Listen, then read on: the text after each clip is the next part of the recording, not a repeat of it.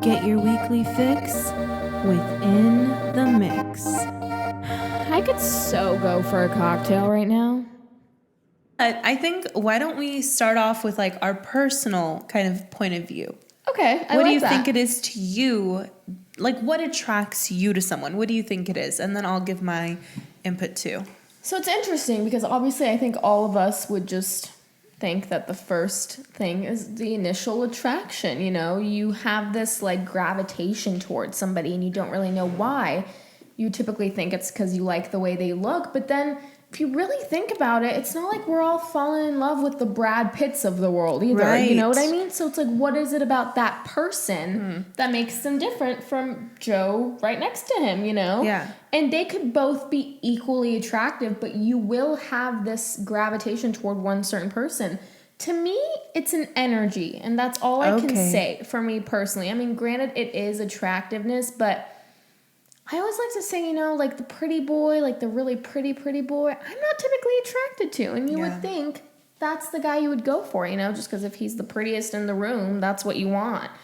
No, to me, it's an energy. It's a vibe, you know, you kind of pick up on it. And it's always just been this like gut feeling. And we call it butterflies or we call it whatever we want to call it. But scientifically, I'm sure there is a reason behind it because I call it a vibe. Mm-hmm. We all call it a vibe now, you know, but for me, it's an energy. What is it for you? Yeah.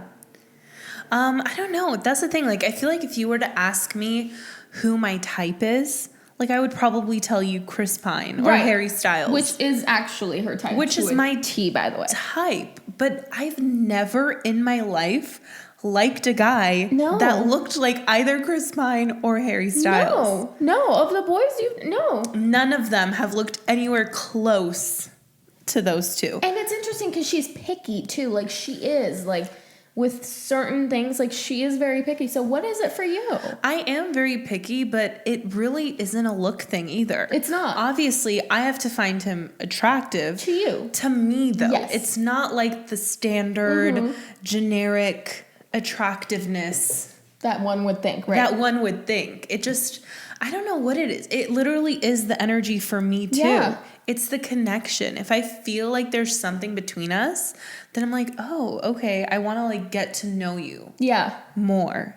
You know? Then is it? But it's also for me the way he carries himself. Ah. Ooh, if he is confident? commanding the room, yes. Okay. He has to command the room. I like that. But what's the line of cocky and confident? How do you command a room without being cocky? It's an energy because it's an energy. It's yes. Yeah. Cocky is like, I'm too good for you. I'm too cool I'm for better school. than you. Yes, Yeah, I'm better. I get that. I'm like the shit. Right. Commanding a room is like all eyes are on you, but you're not being a jerk about it. You're not being. It's like you're not even trying. Yes. Okay. Yes. So it could be even in like the little things of like how you order a drink or how you, and it's commanding. Interesting. Yes. I can see that. I like that. There is an appeal to that. Okay. To me also, he has to know how to dress.